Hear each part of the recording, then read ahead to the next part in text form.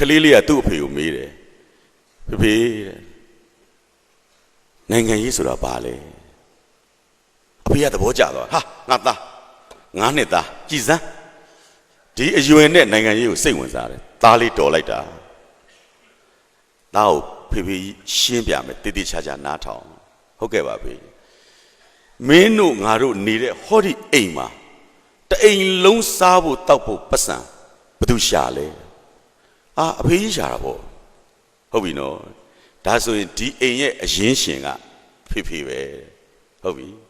ဒါဆိုမေမေကြီးရောမေမေကြီးကဖေဖေကြီးရှာပေးတဲ့ပတ်စံနဲ့တအိမ်လုံးစားဖို့တောက်ဖို့ငါသားလေးတို့ကြောင်းသွားဖို့ငါသားလေးတို့ဝတ်ဖို့စီမံခန့်ခွဲပေးရတဲ့အတွက် तू ကအစိုးရဟာဟုတ်လာပြီကလေးက2ချက်ရသွားပြီဒါဆိုရင်သားတော့ကွာဖေဖေပေးတဲ့ပတ်စံကိုမေမေကစီမံခန့်ခွဲပေးတဲ့အတိုင်းလိုက်နာပြီးအလုပ်လုပ်နေရတဲ့အတွက်သားကပြည်သူဟုတ်ဒါဆိုရင်ဟိုအိမ်ပေါ်မမကြီးရအောင်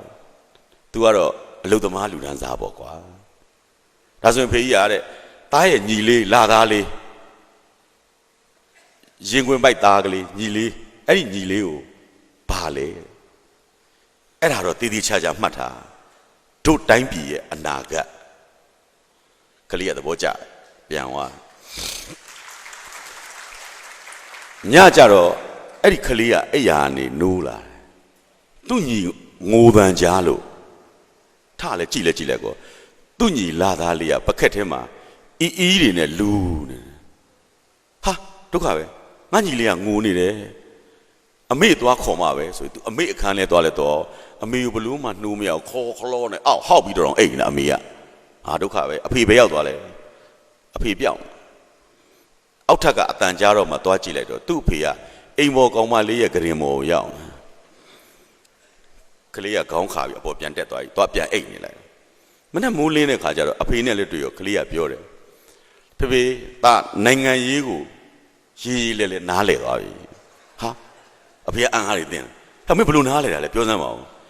ဒီလိုပေါ့ဖေကသားကပြည်သူမဟုတ်လားဟုတ်တာပေါ့ပြည်သူကိုအစိုးရကမျက်နှာလွှဲပြီးတော့တခုခုနဲ့ဟောက်နေတဲ့အချိန်မှာဟုတ်တာပဲသူ့အမေကအစိုးရကိုသူ့ကိုမျက်နှာလွှဲနေတာပေါ့အမေကမတိကျိုးခြင်းပြုတ်နေတဲ့အချိန်မှာအလုတ်သမားလူဒန်းစားနဲ့အရင်ရှင်လူဒန်းစားကပလူးနေကြတယ်တဲ့အဲ့ဒီအချိန်မှာပဲသားတို့ရဲ့အနာဂတ်ကတော့ချီးထဲမှာလူးနေတာပေါ့ဖေဟာ